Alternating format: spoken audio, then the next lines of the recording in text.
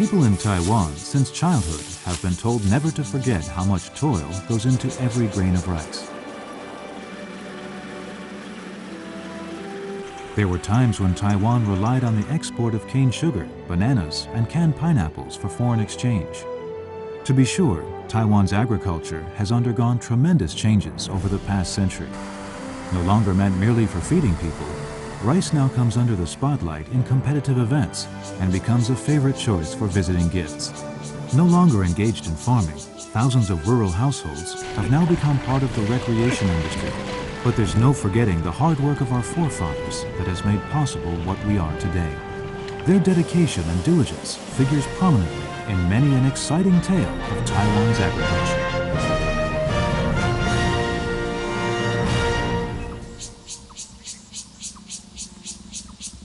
这是云林的一位老农夫梁阿公，他和养了23年的牛，已经有了深厚的情 In 感。 July 2010, a news story moved many people. Grandpa Liang, 75, had to give away his old ox because of his own old age. Like giving away his own daughter, he sent it to an institution intended specifically for the care of old farm cattle in Tainan County. The ox, perhaps sensing the imminent parting, ate and drank nothing for days. Silently, the ox kept its master company during these last few days as their time together was about to end.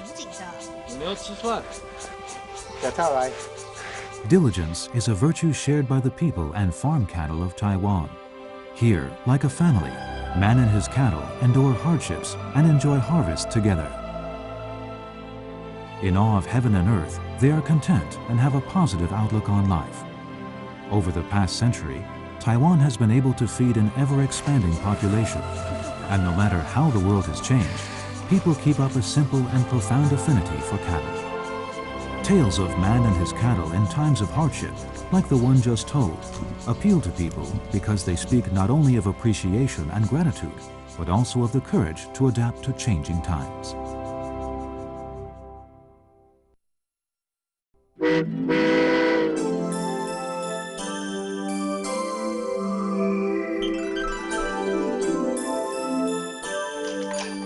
Early in the 20th century, when Taiwan was still a Japanese colony, its economy was dominated by rice and sugar. As Japan consumed much white sugar, the Taiwan Governor General's office did its best to promote the cane sugar industry. Its various incentives proved effective in luring Japanese conglomerates to set up shop in Taiwan. Because of this aggressive initiative, sugarcane took up as much as 1/3 of the island's arable land.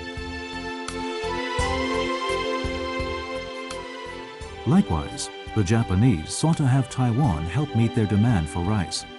At Juzihu Yangmingshan, Professor Iso Eikichi succeeded in breeding a new variety out of Taiwan's indigenous indica rice.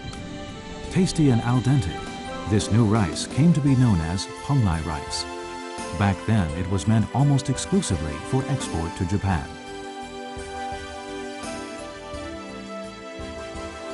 Agriculture can never do without water supplies. The Jianan irrigation system, undertaken by the Japanese technician Yoichi Hata, was the largest of its kind in Asia at that time. It did not only enable more rice paddies to grow a second crop, but relieved the Jianan plain of 3 nuisances all at once: floods, droughts, and intrusion of sea salt. The harvests of Penglai rice soared in both quantity and quality accordingly. Combined, the improvement in rice breeding and construction of irrigation infrastructure changed Taiwan's agricultural landscape dramatically. The previous focus only on cane sugar was supplemented by an equal emphasis on rice as well.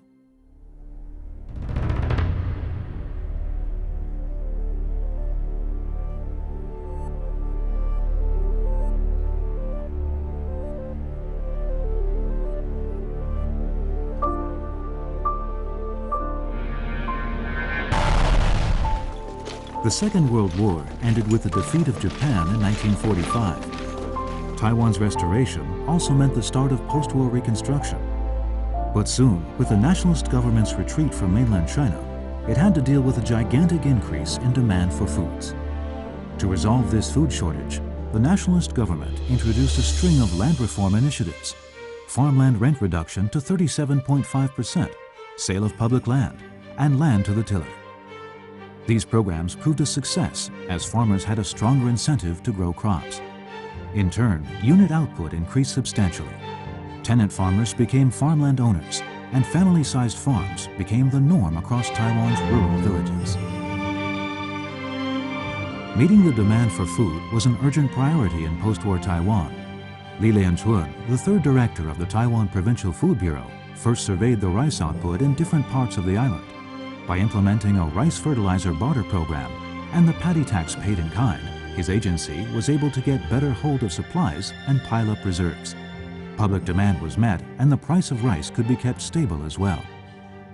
In those days, increasing production was a national craze. Rice output rose to record highs and could even generate foreign exchange income to construct the Baihe and Zhengwen reservoirs. Meanwhile, Taiwan became the world's third largest white sugar exporter, a position that would be retained for a full decade. Rice and sugar both became primary sources of Taiwan's foreign exchange income. In addition to rice and sugar, Taiwan also scored admirably in shipping abroad other agricultural products during the 2 decades after the war. Taiwan was given the title of Kingdom of Bananas, as it once took as much as 90% of the Japanese market. Taiwan was also the #1 supplier of canned mushrooms, whose exports once hit $100 million a year, as well as canned asparagus. Together with canned pineapples, they were Taiwan's most important processed agricultural products meant for export in those years.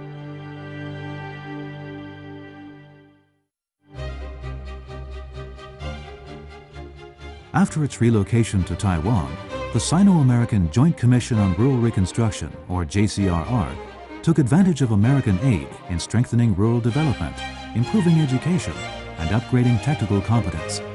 It had a decisive influence on the reconstruction and subsequent development of Taiwan's agriculture.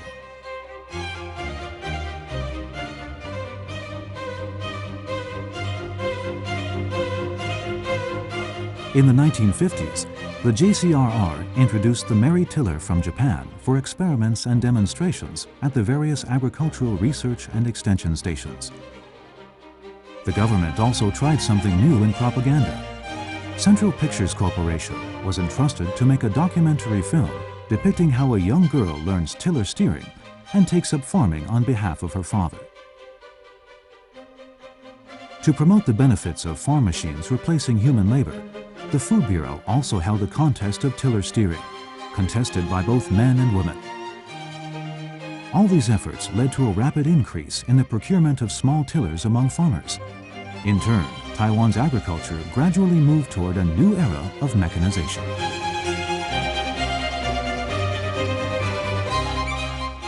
Soon enough, the post-war years saw agriculture recover and become capable of supporting industry. But rapid economic development also lured a growing number of young people away from rural communities to cities.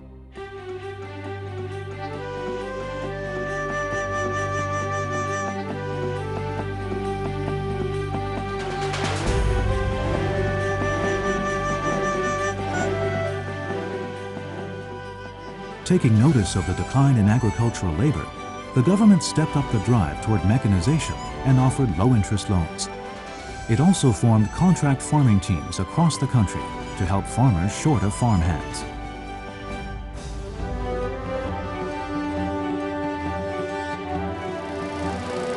Chen Jiangnan, a contract farmer in Yilan, used to be a research assistant at the Department of Horticulture, National Taiwan University. It was a stable job, but he chose to become a specialized operator of farm machinery instead. 我想回来从事这个农业机械代耕工作，从整地、育苗、插秧、割稻到机械干燥，全部一贯作业式的，在当时来讲算是一种创举。Returning to his hometown Yilan, Chen Jiangnan bought tillage machinery with a low-interest loan from the government. Business coming his way was almost too much for him to handle. 以当时的物价算起来的话，一年营收大概在差不多200万左右吧那个时候一甲地差不多也在200万。Yilan is fertile ground for contract farming, as it has always relied heavily on growing rice. As such, Chen Jiangnan has now been joined by his children and grandchildren in helping the development of local agriculture.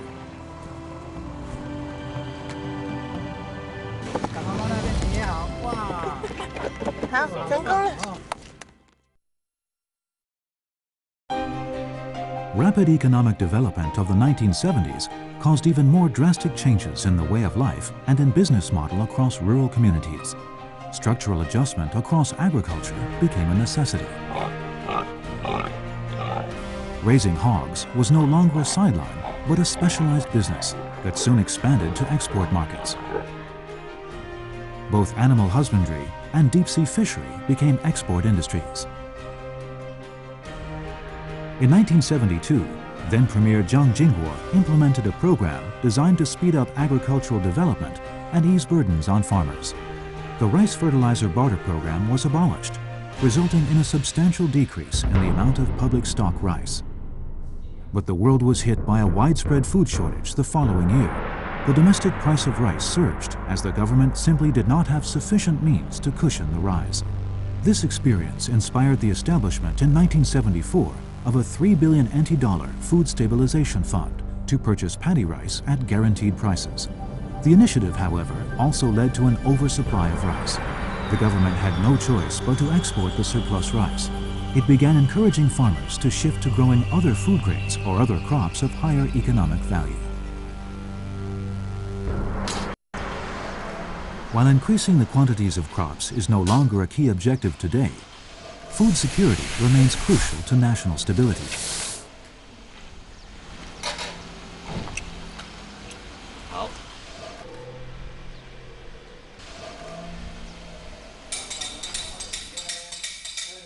All these sacks of grains have been bought from farmers at guaranteed prices. Each sack is public property that can help stabilize consumer prices when necessary.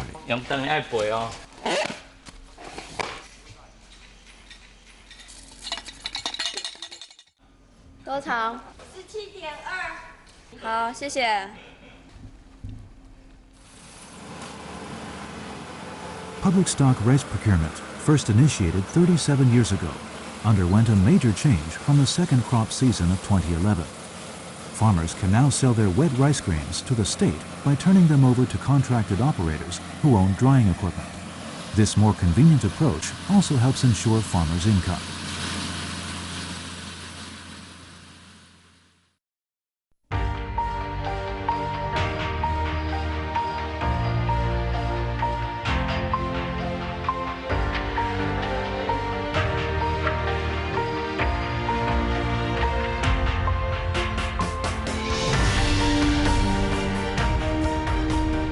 In the 1980s, liberalization of the world economy accelerated. The government responded to this calling virtually in every sector by easing market controls, cutting tariffs, and removing restrictions over imports. In the spring of 1988, the announcement on expanding agricultural imports instantly triggered suspicion and even panic among farmers.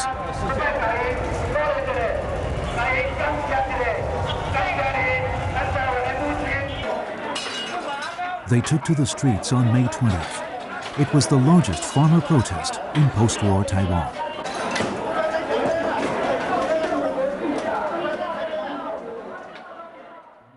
Market opening pressures mounted further. The heightened awareness among farmers had to be taken seriously. In 1989, the government launched health insurance for farmers, reduced fertilizer prices, and raised the guaranteed price for rice procurement. These were followed by the launch of welfare allowances for elderly farmers in 1995. Meanwhile, innovative forms of agriculture began to appear. Tourist orchards, for example, became a fad. Picking strawberries and other fruits became a popular pastime.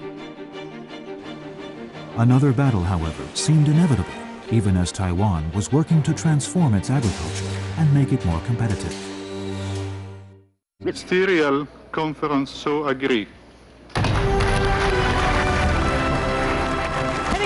深夜11点21分，正式通过我国以台澎金马个别关税领域的名称加入 WTO， 我国就将正式成为第144个会员国。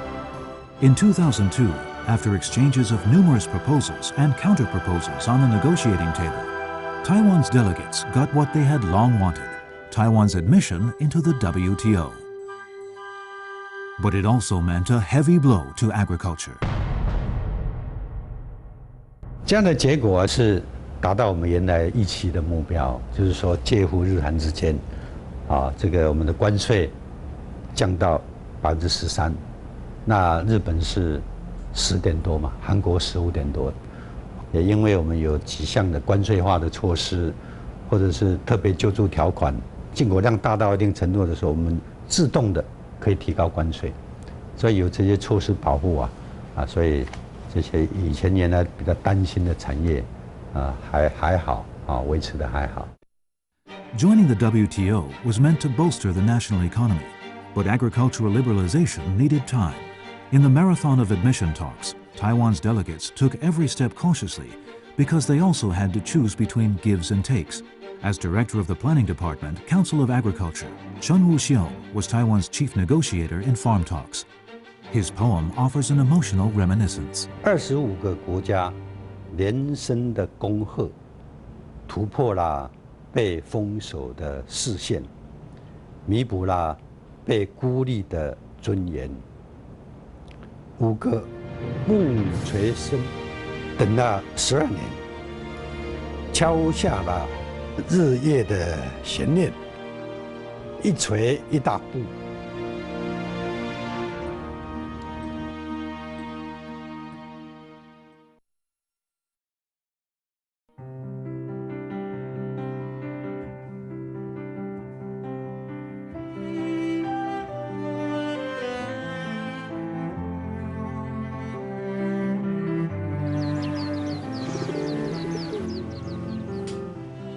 The road to success was never easy.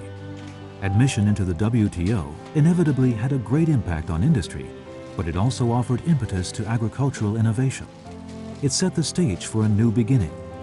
Thanks to the concerted efforts of all quarters concerned, Taiwan's seemingly fragile agriculture proved incredibly resilient. At such a critical juncture, farmers, research institutions, and government agencies had the consensus that change and innovation was the only way to manage the crisis favorably.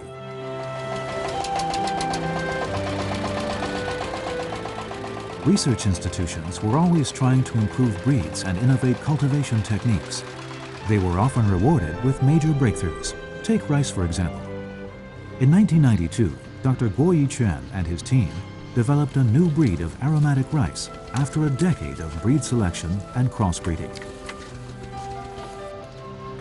Dr. Lai Mingxian is a member of the team who played a key role in the latter half of the project.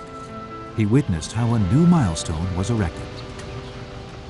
我以前博士81年从德州农工大学回来，当初一开始就想到说，在国际的市场上，有香味的米比没有香味的米高出几乎1倍，所以他那时候就想说，哇，我们来做一个结合色香味一体的品种。我们就开始找亲本，然后做一些组合。每一年这样反反复复一直选拔以后，在89年就提出命名。But regrettably, Dr. Guo broke down from constant overwork and died just 2 months before the new aromatic rice was to be presented to the world. To commemorate this scientist who devoted a lifetime to Taiwan's rice farming, the new breed was named Yiquan Aromatic Rice. 以往的台湾100年的水稻育成的品种超过300个，没有一个品种有商业名称。这一个台农71益犬香米，这是第一个有商业名称的品种，这是莫大的荣誉。But the promotion and trial planting of Yiquan aromatic rice got off to a bumpy start. Rice grass would begin to tilt just when rice grains started to get firm. What followed was a universal collapse all around. 规平吼，种到你尾啊，你安尼规平平塌塌，比那坦克压过去还平。Researchers came under incredible pressure to figure out why. It turned out that a precondition to growing Yiquan aromatic rice was lesser use of nitrogen fertilizer. But local farmers had long been accustomed to using it excessively. Dramatically greater output was often accompanied by the massive collapse of rice grass. 我们面对的是一个栽种已经30-40年，甚至有的50-60年的族群。这一些人讲实在话，吃过盐都比我吃过米较多啊。所以我当初在推广的时候，一上台话都还没有讲了，下面就说啊这边听这边听，这菜叫那个骂的啥，哦就掉头就走，哎，这个其实哦对我们这个来讲哦是很大的伤害哦。可是你为了这个品种的推广，你还是要拉下脸来跟他讲，希望说他在肥料的施用上能够特别注意。The perseverance was not in vain.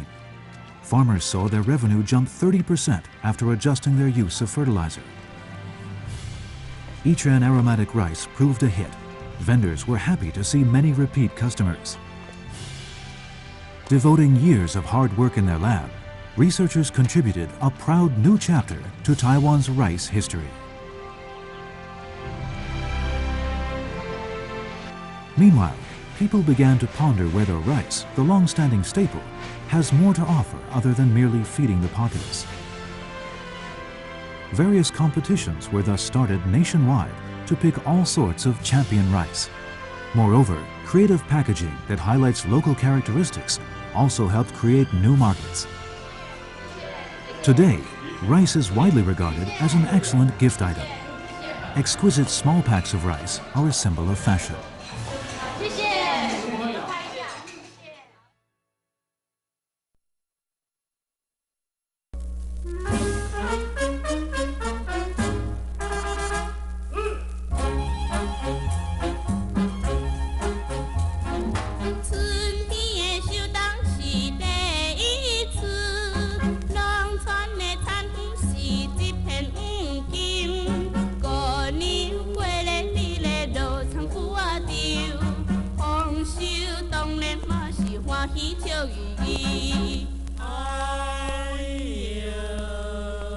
Quality is now considered everything. Not only are agricultural products increasingly refined, but farm organizations have also been revamped. Over the past century, farmers' associations have been closest to farmers and have assisted the government in carrying out its policy.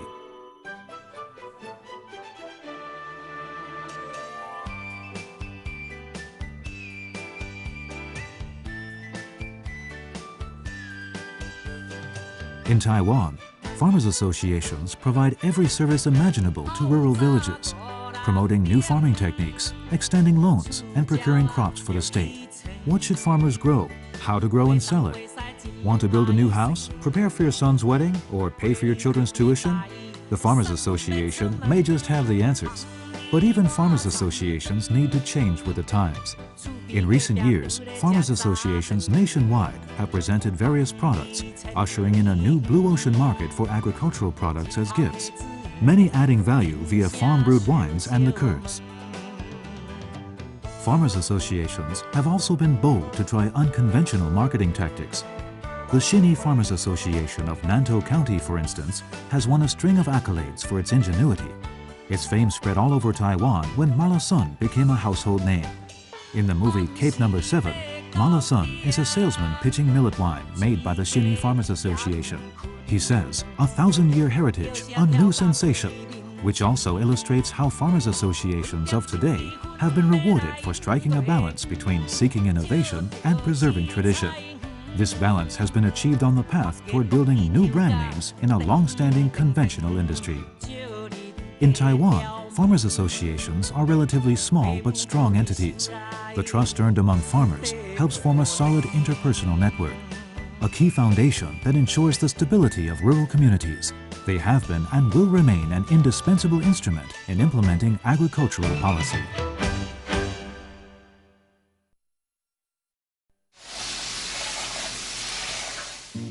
Agriculture is what a people relies on for subsistence.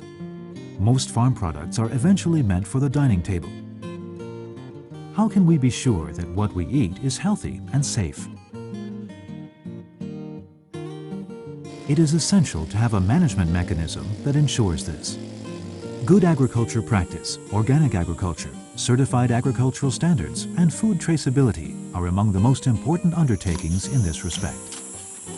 The label of Good Agriculture Practice, or GAP, was introduced in 1994 as a certificate of fruits and vegetables being free from pesticide residue.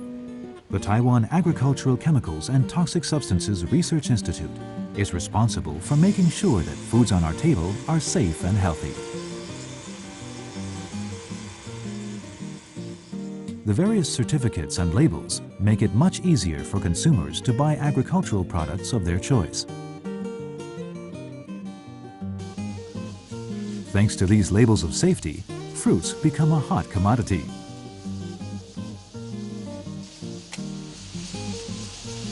我会想要参加GM是一般GM它的认证是现在是你种水果的必然趋势，因为它标榜安全、卫生、健康。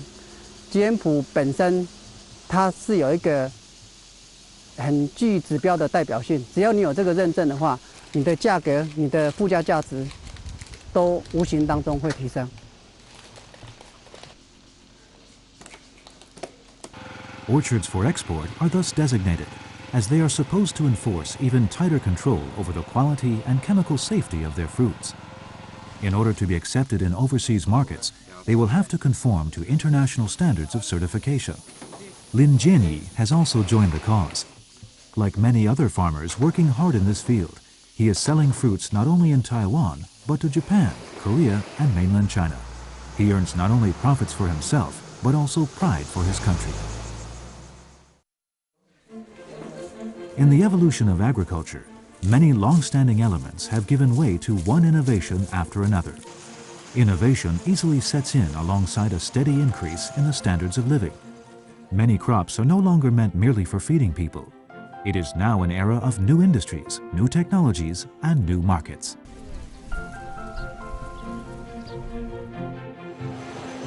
As living standards improve and market demand increases, growing flowers readily becomes a sunrise industry. As such, the government and the private sector have joined forces in transforming it into a high-tech brand of modern enterprise. Also coming into existence is a highly efficient market for auctioning flowers.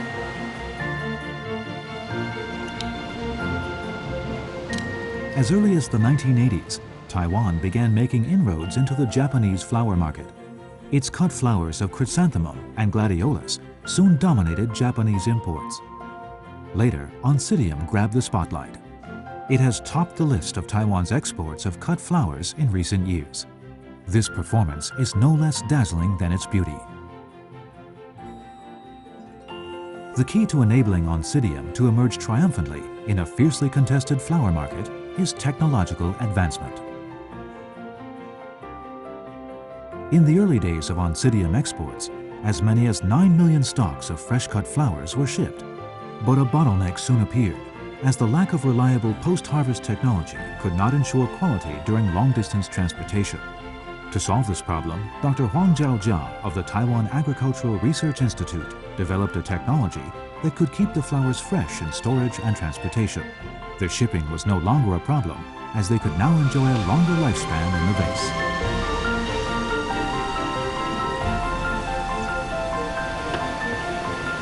The timely application of advances in agricultural science and technology to mass production has further bolstered the premium standing of Taiwan's oncidium in the fresh-cut flowers market.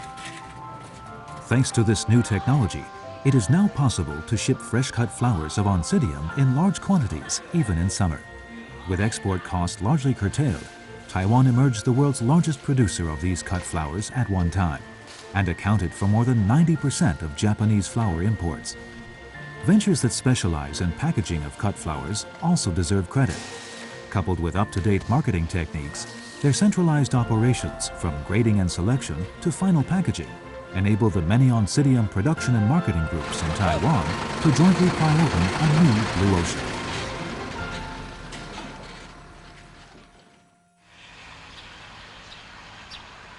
From family-sized businesses to cross-border ventures, Taiwan's Phalaenopsis industry has also grown substantially over the past 3 decades.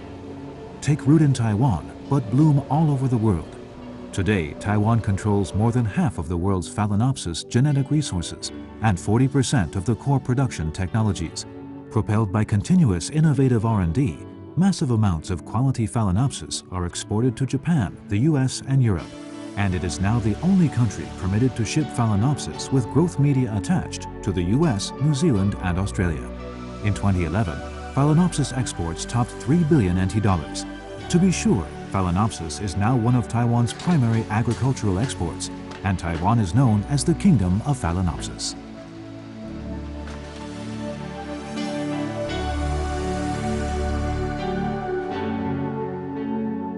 兰花在这10年来的一个变化，整个产业能够走得这么样的一个发达，其实有3个部分是相当重要的。政府的政策下的跟产业需求这一些，学术研究单位的开发的一些技术，跟产业的这方面的需求都有达到一个很密切的一个关系，这样才能够有这样的一个成绩上的一个表现。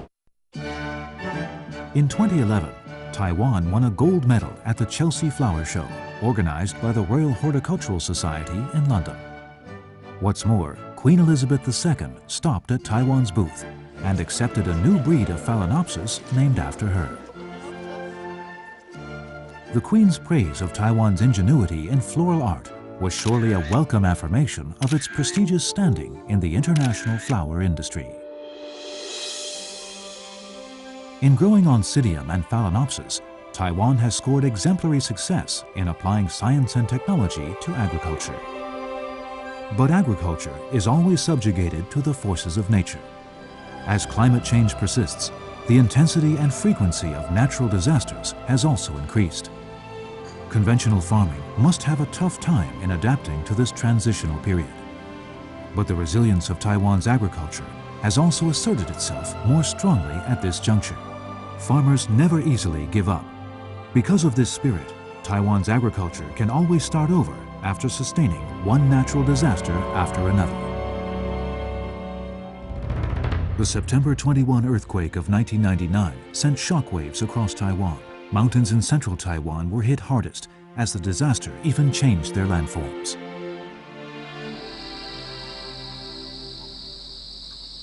Post-quake reconstruction also changed many farmers' way of life and thinking. Take black tea. Because it had been chosen as a tribute to the emperor during Japanese colonial rule, the black tea of Uchi Township, Nantou County, could be sold abroad at a hefty price. Its heyday persisted for more than 3 decades. But things started to change in the 1980s. Rapid economic development drove labor costs higher. Local farmers began using inexpensive tea leaves of lesser quality as a substitute to compete with foreign rivals. This quickly eroded the glory of Uchi, which finally became a bygone few remembered. But the black tea of Uchi still held the promise of resurgence.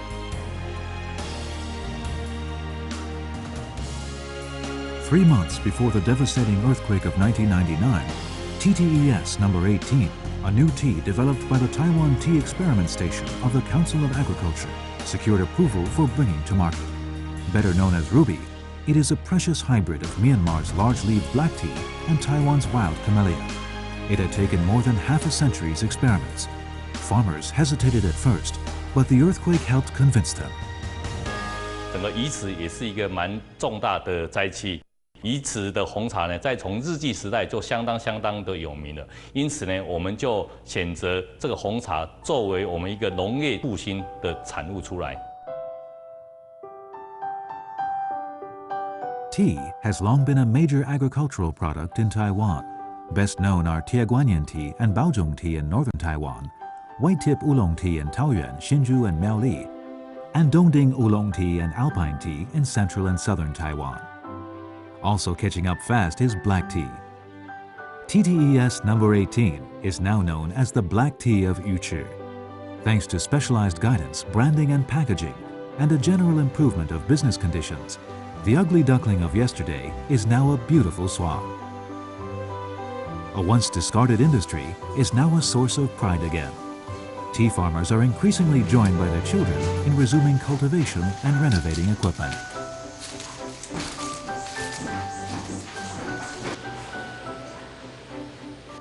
Ye Jinlong, who heads the tea production and marketing group at Xianjiajiao, is a key figure in restoring the glory of Uchi black tea. He and Qiu Chui Feng from the Tea Research and Extension Station had many discussions. They agreed on the need to grow quality black tea by doing without pesticide and chemical fertilizer. Their decision was rewarded generously. Uchi prospers as its black tea sells like a hot potato.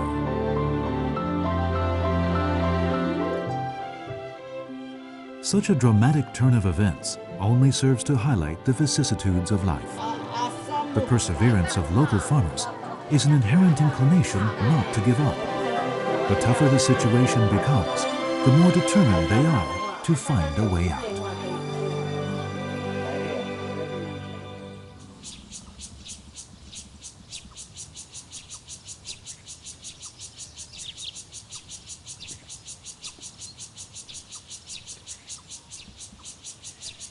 The 1999 earthquake led to a massive wave of reconstruction across rural communities in central mountain areas. People not only rebuilt their homes, but also readjusted their way of life. The Soshwe community of Dayan village at Yuchur and the towny eco-village of Puli have now become tourist spots with fame extending abroad. In similar communities all over Taiwan, locals can fully bring out their respective characteristics. In 2010, the government introduced a rural regeneration initiative. Residents of rural communities build consensus on how to make their home a better place that takes account of industry, culture, and ecology. It is a peaceful revolution, a revival of rural communities that aims to increase their quality of living.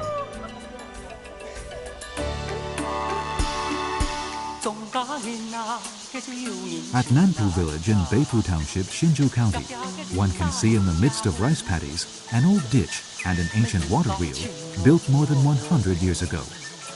Mr. Chun inherits the family occupation of farming from his father and grandfather. The water wheel they left behind is still standing and continues to supply water from the ditch to the paddies. 了，水草啊，冲济就是了未啦。自我哋阿公小嘅时阵是有道紧啊，了有8年了。才有阿公小到即到本阿爸时阵，阿爸做，才有阿爸多岁咧，唔会咧从到本阿咧爱做啦。我做到嘅，个需要全部公开啊，个天啊，做天啊，落白天先就创下个修理啊。 After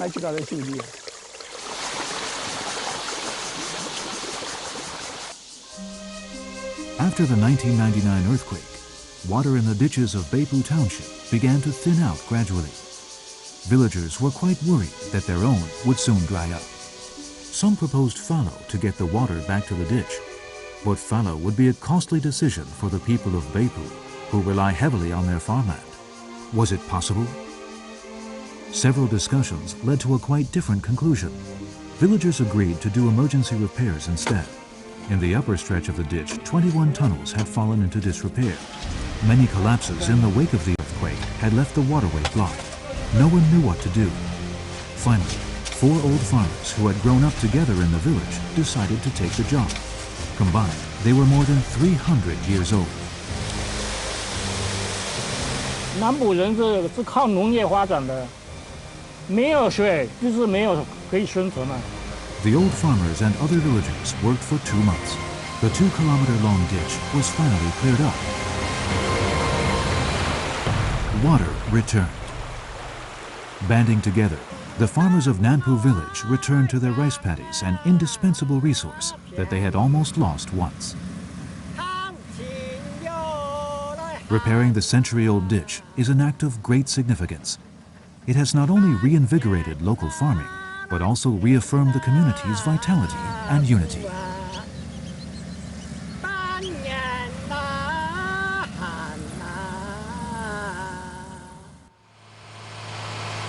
In former times, rural villages were often associated with senility and weakness. Now, many youth have chosen to return to their villages. They have the daring and passion to apply new concepts and knowledge, while also picking up the experience and spirit of their elders. Their innovativeness is often rewarded aplenty. 我原来的背景是念材料光电的，那加入这个农事主要是因为家族从事农业，再加上在我退伍的时候，政府推出了小地主大地农的政策，所以在这2个因素综合之下，我踏进了这个产业。 Under the Small Landlords Big Tenants program, the government encourages old farmers to rent their land on a long-term basis to young farmers eager to expand, so that they can become a big tenant farmer like Su Jianjun. The initiative is meant to make farming more appealing. Old farmers can thus enjoy reasonable fixed income after retirement, while young farmers full of vitality can have more opportunity to apply their diligence in the fields. The Shanhua Food Grains Cooperative in Tainan engages in contract farming and management of such crops as corn and edamame. By soliciting the participation of youth and equipping them with the needed knowledge and skills, it aims to maximize its scale of production and thus make sure that farming can also become an occupation with stable income. 我们现在所承租的农地大概是80公顷，大概是一间高雄大学的大小，或者比拟成8个台中高铁站的大小。那我们总租金1年大约是在350万左右。基本上我们就会以薄利多销的角度来操作。我们每一个利润都很薄，但是我们量够大的话，其实是有机会回本的。The Small Landlords Big Tenants program is just part of a broader initiative to better adapt to local agriculture's demographic realities. Likewise, the Farmers Academy was established to offer systematic training in order to enhance the quality of the agricultural workforce. The infusion of young blood allows old farmers to retire with dignity and enjoy life no longer weighed down by work in the fields. The Farmers Academy gives the community a new vitality. 大家都不会老，而且大家心情都特别高兴，特别快乐。虽然吼，同学拢总足好啦，啊咱跳到吼，心情也好啦，哦，啊咱真快乐安尼啦。It is not only rural communities that need the infusion of fresh blood. Agriculture itself must move to the next level and make a tertiary industry. It needs to make eco-friendliness take root in rural villages and place equal emphasis on production and environmental protection. It needs to ensure the sustainable coexistence of man and land. Only then can it break away from conventional restraints and emerge a competitive industry capable of creating added value. Sometimes chance may offer an auspicious start from which the joint efforts of people work wonders. 60 Stone Mountain is now a famous tourist spot in Hualien. Between early August and late September, visitors enjoy seas of daylily flowers in full bloom. But this enchanting beauty had a not-so-romantic origin. Daylily flowers are no longer good for harvesting the instant they begin to blossom. After Taiwan lifted the ban on daylily imports, local growers had no choice but to give it up as their costs were simply too high. Resigned, farmers just left their blossoming daylilies in the mountain.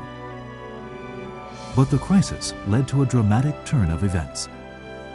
Today, farmers will deliberately allow their daylilies to blossom in order to attract crowds of sightseers. As such, daylily growing is now a sunrise industry rather than a sunset industry. Farmers have once again found a way out. 游客变多了以后，那山上的农民他去做金针加工，他可以把这金针卖给我们山上的民宿业者，对当地的农民的经济可能会慢慢的会增加了，生活方式也会越来越好。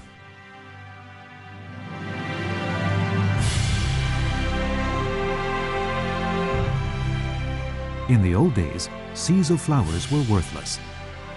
Agriculture meant production. But now, things are different.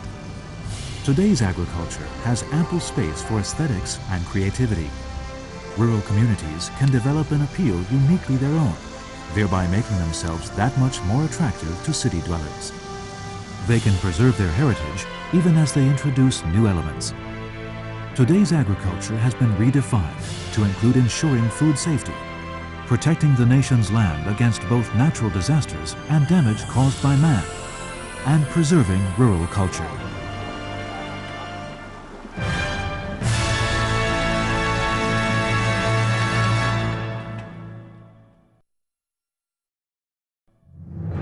Taiwan's agriculture has left behind many memorable footmarks over the past century.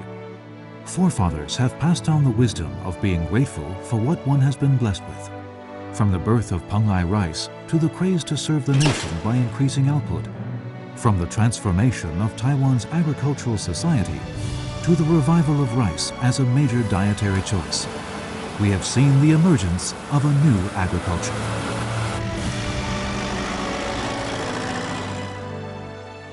we have both the capability and the courage to watch over our homeland. We believe many more exciting tales of Taiwan's agriculture have yet to be written and told.